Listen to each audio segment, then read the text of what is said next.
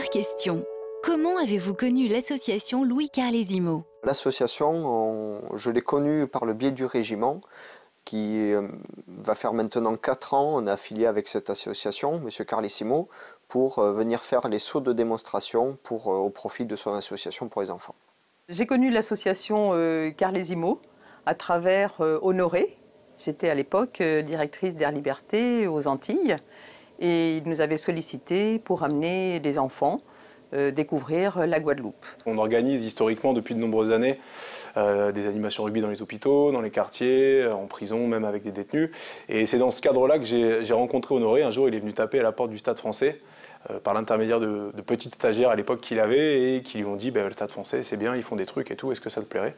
Et c'est comme ça qu'on a pris contact en 2011, je crois. Honoré nous a sollicité une première fois pour aller chanter à l'hôpital, dans le cadre des animations qu'il faisait pour les enfants malades. Donc il y avait une équipe de clowns, il y avait des artistes, et puis il y avait de la chanson. Et donc j'étais allé chanter pour un service d'enfants très malades. Et c'est comme ça qu'on s'est connus avec Honoré pour la première fois.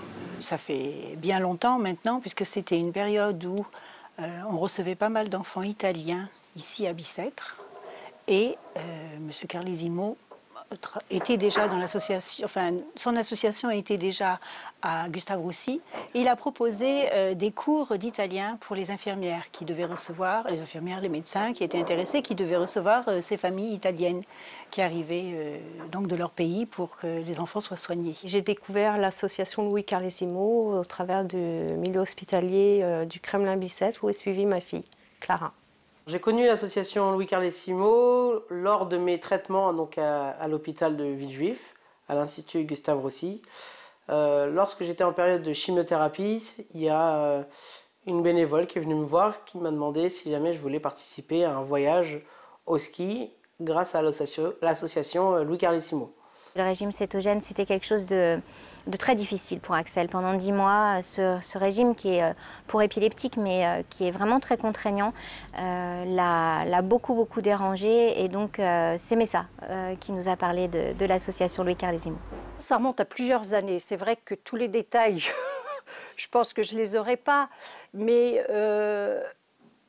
c'est simple. La première fois que j'ai été abordée, c'est parce que justement, on avait besoin de monde pour ce voyage et qui voulait des personnes donc s'y qualifier et qui connaissaient les enfants. Donc c'était l'opportunité un petit peu de connaître mieux l'association. Avant, je ne la connaissais pas, franchement. Mais depuis que j'ai intégré le magasin, il y a l'association qui est arrivée à ce moment-là.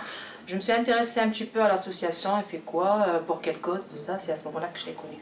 Je connaissais Honoré Carlesimo de par nos relations de travail. À l'époque, je ne connaissais pas son association, il ne s'en vantait jamais, entre guillemets. Et c'est une fois son départ en retraite, on est resté en lien et les choses sont venues très naturellement. Et dès lors que j'ai pu l'aider, je le fais volontiers.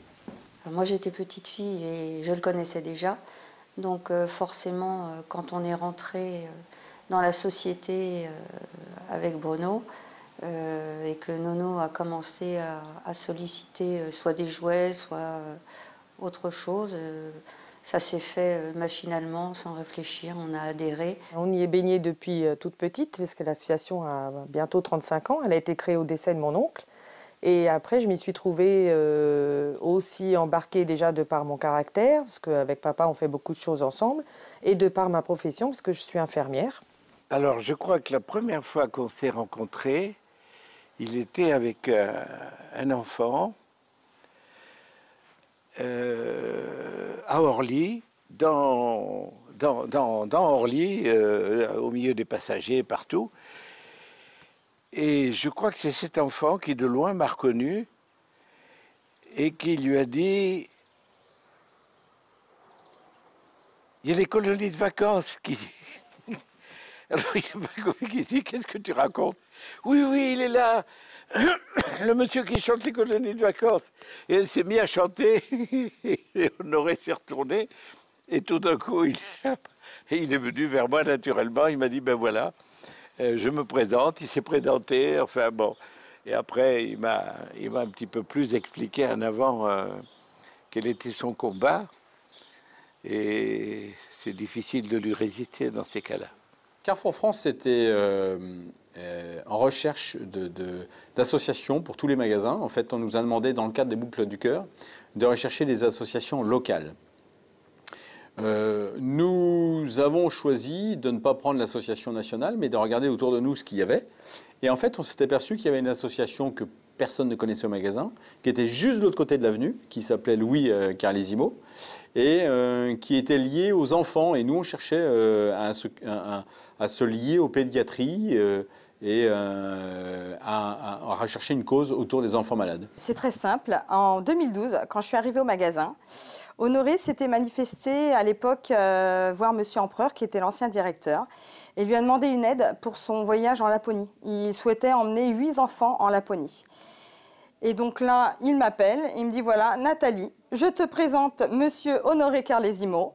On a très peu de temps pour récolter des fonds, je te donne 15 jours et pour donner une aide à Monsieur Honoré Carlesimo.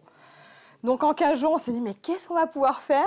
J'ai installé stand avec mes hôtesses de caisse, on a mis plein de petits cadeaux fournisseurs, des bonbons, plein de choses comme ça. Et en 15 jours, on a réussi à récupérer 1 500 €. Et donc là a commencé notre aventure.